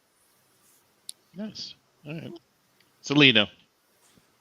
Okay, so I'm going to say what nobody wants to hear. I am the most last-minute cosplayer. I will have a list of cosplays that I want to do, and I'll have a list of cons I want to go to. But things don't always happen the way you want them to happen. So Whoa. Hold on a second. Hold on. Are you saying you procrastinate? Oh yeah. I'm not familiar with this concept. As a cosplayer, I don't know what you mean. Procrastinate? How dare you? Absolutely. I mean, it also depends on the time of year. Because if it's cold, Catwoman, Black Cat, fully covered cosplays. In the summer, that's when I thrive. It's half naked shit. So easy to do. That is so not fair. That is not fair. Yeah, I mean, I'll have my list and I have things I want to get to, but it's really like in those weeks leading up to a con that it's like crunch time, and I'm like, okay, let me make sure I have everything packed so I don't forget anything, let me get my shoes ready, like this and that. But yeah, I'm not the person who knows like in January what I'm cosplaying in July. Like I cannot plan that far ahead. So let me ask you this, Selena. Do you enjoy yourself when you're there at the con and when you're in your character? Oh, absolutely. Like live for going to a con and just meeting strangers and just chopping it up with everybody. Like, I don't have to go to any panels. Like, I would be perfectly happy just talking to people because I will run my mouth, like, period. So that is like just one of the most fun parts of it. And then, of course, when somebody sees your cosplay and they don't get it wrong, they know exactly who you are. Like, that's just everything. That's it right there. Then you know what? You found your joy. That's the most. Forget everything else. That's the most important thing. Yep. Amazing T. What's the process? Walk me through what are you thinking? How are the wheels turning? You know, it's funny. A lot of the guys have already said was a lot about their processes, which mine is very much like, as far as the planning. You know, what my resources are. How much money can I put into this? How much time do I have? It kind of depends on the cosplay as well. You know, if it's a spandex thing, I can probably do most of it myself. But if it's going to be something that needs, you know, leather pieces or, you know, foam work, because I do very little foam work, then I'm going to have to, you know, reach out to somebody to help me out with it. You know, at least give me the raw parts that I can, you know, paint and do whatever else with it myself. Typically, I would say, as of late, when I plan a cosplay, it's usually based around, okay, what character can I do that the kids at this hospital are going to immediately recognize and find joy when they see it. So I might start there, you know, right now, and then I go from there. And I never care about if I'm the race of the character. Actually, I've never cared about that. I just do the character, and usually it's somebody who I can relate to in some form or fashion. Yeah. Oh, cool. Chief. All right. A lot about my process is very similar to a lot of them, but of course, like back in the day, cosplay wasn't a big industry where you could just Google a costume and just start from there. So a lot of times for me, like a lot of my big ones, it's the same thing. I have to source out this, like especially like my Boba Fett, my Black Arena Boba Fett. That one is an incredibly expensive, long process, and I'm still tweaking it to this. Literally, it's spread across my counter. I'm repainting a lot of stuff, but usually because I am my ADHD, I can't. It's hard for me to do a slow build. I have to wait till I get every single part that I've ordered, that where I can know once I get going, once I find the motivation to get going, that when I'm done painting that last piece or putting my clear coat on, that is actually done. My simpler one is, first thing I do is I research when it's non-Star Wars. All my Star Wars ones, I have to make it as accurate as possible. That's just me. Even if I don't submit it to the Rebel Legion or Final First Mandatory Merch, I still want my Star Wars costume as screen accurate as possible. Everything else, I just want it to look good because it's more likely it's just going to be for the charity event or for a con. So I'll just go on Google and I'll look and see if another company actually makes as much of the costume as possible. Like especially like my Captain Americas, my Wolverines and stuff, you know, a lot of those white suit leather and all those other companies, if they make it and I know like, okay, this is what I'm going to like. It's relatively inexpensive and I can wear it a few times and enjoy it and then bring it out the closet I want. I go ahead and just buy it because it saves me peace and time, because there's a lot of other people who can do it. Because like if I were to do my own Captain America suit myself, it would cost me more than what the people in Pakistan can do just getting the supplies and let alone the labor and then all the research and stuff. So I let other people do it. And also like what Kenneth said, and Smoke, I don't mind paying other people because they're part of our community. So I'm also, you know, having other people, you know, sometimes for props and parts and stuff like that.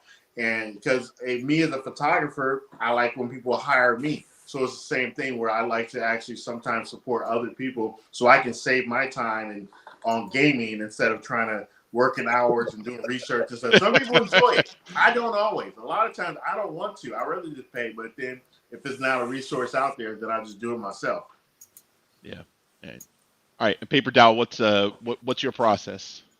My process, definitely characters I can relate to. Like I can't do characters that are like very timid or shy because I'm not shy. Like I can talk to strangers and walk up.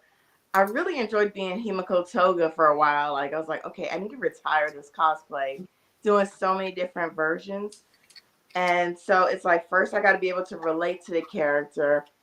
And I like going on Google and looking at fan arts because it's like I have an idea in my head and I look at different fan arts and different versions of the character that like really just grasp my attention and inspire me. And I'm like, you know what? I kind of want to do this version, but mix it with this and put that together. So then when I'm kind of like sketching out the costume. And so yes, I can sew. I'm not that good with the whole Eva foam and builds and stuff. I try, but a lot of stuff just comes out like needs to be burned with fire. Like it doesn't come out good. I specialize in just doing wigs. So I got a whole beauty supply store in the basement where it's different cosplays in the wigs and I'm gluing it together and spraying, and I like designing cosplay wigs. So that's more my thing. And then I do like a couple of sewing. So once I get like the outfit together, I may hit up some people that know how to do 3D printing because I'm glad that we have like a big community. You could reach out to different talents, kind of like, Captain Planet. Like, hey, with your powers, let our powers we all come combine together. So then, boom, I got like I was so happy when I had someone I forgot what his name is. I feel so bad. Helped me make Kid Chi Chi because I was like, I really want to do this. It's like so fun and exciting. I can run around, and it was because of the helmet. I was so obsessed with it. That's why I just want to wear the Kid Chi Chi helmet and just like run around. And that was like one of my favorite cosplays, which I wore to KatsuCon in February with the snow, being naked when I should have just kind of waited till the summer cons. But I was just so pressed to wear it. So just like Selena, I kind of do more of the winter Zentai suits and try to work and get armor to kind of put onto the Zentai suits to kind of like beef it up and give it a little more movement. And in the summertime, yeah, we outside and we naked. So, but the wigs be on point. Them things don't move. Perfect for the costume. So I know who's gonna make my Goliath wig now. Thank you, baby. Oh, yeah. I appreciate that. You're gonna hook me up. Hopefully, it's got a nice little coif going. That's the important thing, is that it has a nice little slope, if you will.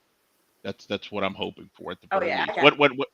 When I finally find that sunken treasure somewhere that has all my money for me to go ahead and actually build my humongous cosplay build, you're the first person I'm calling to get that to get my hair on point. The I got you. lack of follicles there. It's gonna be fried, dyed, and laid to the side. I got you. Oh my God, I love that. All right, so just one last question for you guys. Please share because this is broadcasted on YouTube. It's going to be available. Please let us know where we can find you. Hold on, I don't think I gave my process. Oh shoot! I'm sorry, Anime. My bad. I'm sorry. I am so sorry. I jumped the gun. Yes. No, it's all good, man. I've been a little quiet over here. It's just no pressure, man.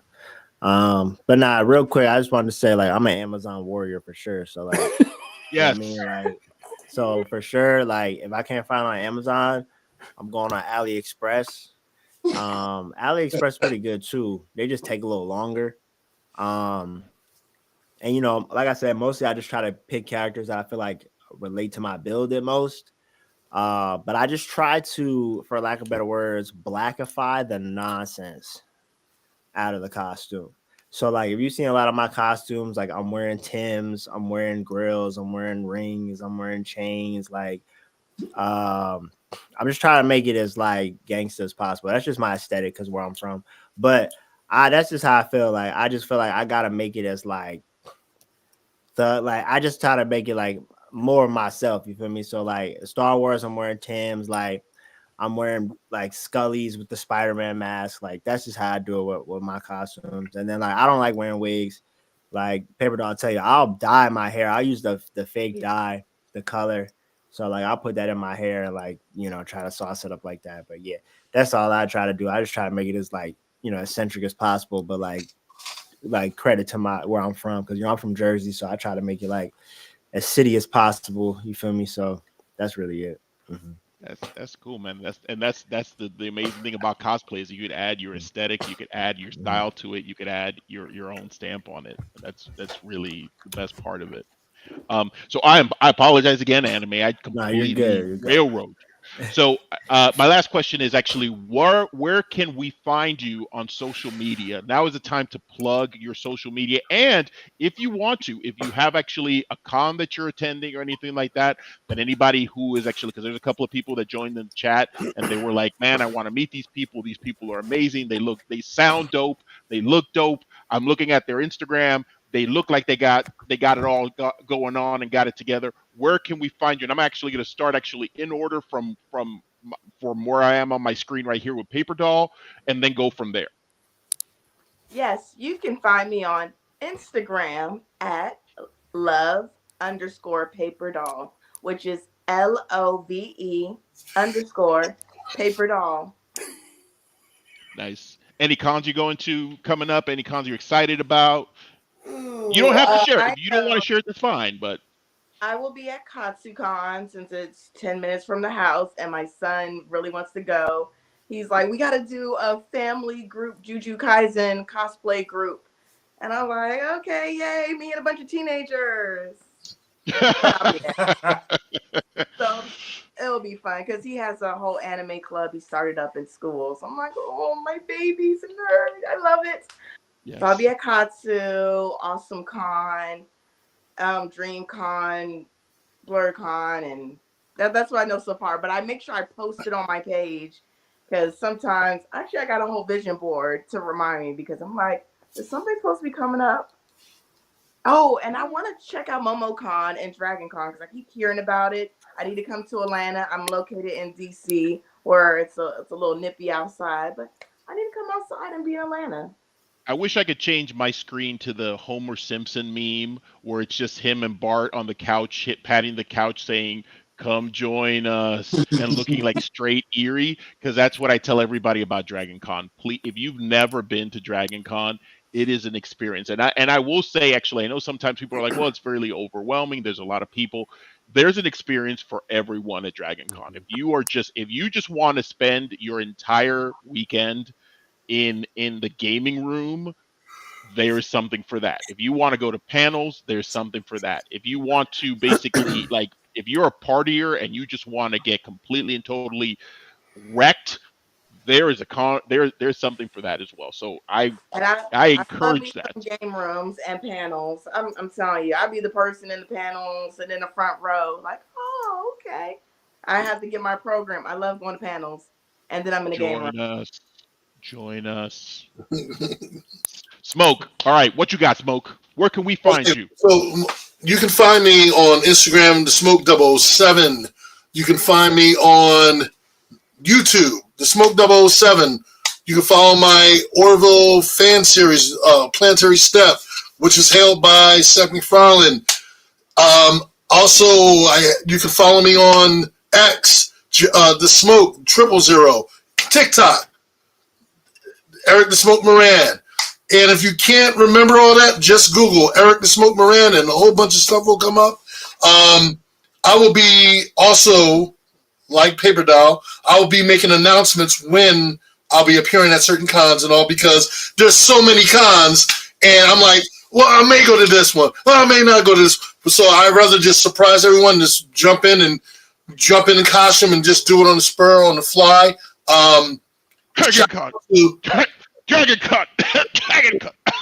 I'm working on that. I haven't been to Dragon Con since 2012, so it's been a minute. But I had a frog in my throat. Go ahead. I want to give a shout out to my boy Vlad, who's been back and forth supporting us and all on the show tonight. Shout out to him. Shout out to Johnny B. Props. Mark De Silvia, who helped design my costume. Same with Johnny B. Serious Photo, and everyone who's ever supported and shown the love, from cosplayers to photographers to prop makers. Thank you all for all the con people that have had me as a guest for their cons and had me as cosplay director. Thank you. I appreciate it. Much love. And to all the artists out there who have done awesome artwork of me, as well as to the artists who brought me into comic books thank you. And also DC Comics for making me an official DC comic book character, which is always the bomb. So Yeah. there we go. All right, Chief. Where can we find you, Chief? All right. So Cheap Geek Photography on Instagram, on Facebook, on TikTok, also on YouTube. I don't post as much as I should on YouTube, but I'm also there too. But the main platform for me, Facebook, TikTok, and Instagram. Also, too, for cons wise, my next big one that I'm coming up to is WonderCon. I actually plan on going to all the cons in SoCal, all the anime and cosplay cons in California. This next is starting from WonderCon. So that's a plan as of now. If it changes, I'll say something. But if anybody wants to meet me there, I'm also a staff photographer for San Diego Comic-Con. So I'm always there. It's one of my favorite cons. Been going there since '93. But I did want to say this for anybody who's watching who wants to get into cosplay, wants to get into photography, do it. It's an amazing thing, and stay away from the drama. Keep it as positive possible, because if you keep it positive, it's gonna stay fun. You stay around the people who are positive, you're gonna continue having fun, and it's gonna grow in you so much where you'll never want to give it up. So that's one thing. If drama finds me, I just see myself the other way, and I say, and if I have to roll by myself and do my own thing, I'll do my own thing. Yeah. So, and I'm trying to make it out to Dragon Con this year, because literally one of my best friends who I joined the Navy with has a condo like 5 minutes from downtown Atlanta. So yeah, because I've been crashing there. I wasn't planning on going, but I'm definitely gonna. Dragon Con is one of my favorite cons, and like all the other brothers said, it's an amazing time. You definitely should go. And I spend most of my time outside.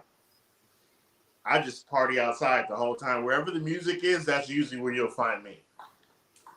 Chief, you remember the Dave Chappelle when he was the Charlie Murphy skit? You remember Rick actually James there's is one one of my cosplays doing this year. there's a one scene with Chappelle doing this as that's what I'm doing to you right now. That's what's going on. It's me telling you come over. All right, Kenneth, tell us where we can find you. Hey, what's up, everybody? Kenneth Jamil _cosplay. It's on TikTok, Instagram, Facebook, Threads, same name, right? So if you're looking for me, you'll find me under there. Cons coming up. I'm a Midwest guy. I'm in Michigan, so I try my best because of cosplays and costumes and traveling with stuff to drive to my cons. So Dragon Con, most definitely, you'll see me there again this year. This will be my 4th year at Dragon Con. If you've never been, please go. It pretty much ruined cons for me. Thank you so very much. It set the bar. So every con that I've gone to since Dragon Con is measured against Dragon Con. Right? Excellent. The nightlife, because there is a secret nightlife to Dragon Con that happens. So everything is measured against that one. But another one that I'm going to go to this year, because like I said, I'm in Michigan, I'm going to go to BlurCon this year. So that'll be my first time going there. So I'm looking forward to that. And I'm maybe 3 hours away from Toronto. So there's a fan expo up in Toronto. Yeah. I'm probably going to hit up next year. So I'm trying to branch out. I haven't been to one on the West Coast yet. Maybe next year it'll be in the budget to get out that way. I really want to do that, but for right now, I'm staying East Coast. All right, cool. All right, anime. Yeah, man. Shoot, Anime Sundays on everything, man. Anime X Sundays. The next con I'll be at will be KatsuCon as well. That was one of my earlier cons that I went to. After that, it'll probably be Awesome Con. I really be at every con. I'm not gonna lie to you. There's hardly any convention I have not gone to. So I've been to Dragon Con several times. I live out here too. We had a block party last year. Trap Sushi. We had a block party. It was crazy. So if you're at Dragon Con, come to the block party. You're probably having another one, or we might have another after party. But yeah, man, Anime Sundays on everything. yeah, you'll see me around, man. I may be hosting a panel or hosting a party or something like that. So, you'll see me around. Definitely going to be at BlurredCon too, DreamCon, all that good stuff. I'm trying to get to San Diego this year as well, because I think that's the one con I haven't gone to is San Diego Comic-Con. But yeah, I'll probably be at Expo. I'll be at every one, honestly, man. I'll be at every con. I'll be at every con. All right. So. All right. That's the takeaway. We're gonna see you at every con, every single con. Quiva. On Instagram, it's just Quiva. It's right there. And on TikTok, it's Quiva Morris. On most things, it's one of those. So I'll probably be at WonderCon, LACC, and San Diego, maybe. Those are like the usual ones I go to. So. All right, nice. Amazing. All right. You can find me on Facebook, Instagram, TikTok at Amazing T Cosplay on all three. As far as the next con, I plan to be at WonderCon for sure because it's not too far away. Maybe, it's You're on my panel, brand. It's a short drive, so I'll be there for sure. Right now, I'm just planning that far ahead as cons go because, kind of like Smoke says, sometimes I just show up at a con and they're like, "Oh, you're here?" And I'm like, "Yeah, I didn't know I was coming, but I'm here." So I think that's what I'm going to be doing this year. But for WonderCon, for sure, I will be there. All right, and Selena. All right, so it's just Instagram for me, Cosplay X Twerk, and the way I spell twerk is TWERK, not the other ways that it can be spelled. I just posted my list in my story today, and it's always like a tentative list because, it just depends what the vibe is that week if I'm about to make it or not. But for this year, I think it'll be Awesome Con, Fan Expo Philly, Blurred Con, definitely Exotica DC, Exotica New Jersey. And there's a bunch of other stuff on my list I just don't remember at the moment. But it's like the list for the whole year. So I'll be at like quite a few. Nice. Okay. Well, guys, I want to thank you so much for being a part of this panel, for just being just amazing creatives, for being actually just, being such positive and amazing, people in this space, because we need that representation. We need that. And I love the fact that actually that we have so many people on this panel from different, not only from different parts of the country, but, different age ranges, different backgrounds, all that other stuff. And I think you guys are just, like I said, I am in awe of each and every one of you. You guys are freaking just top tier. There's lower tier, and then there's top tier. You guys are up here on the top tier, not the lower tier, just so we're clear, the top tier. All right.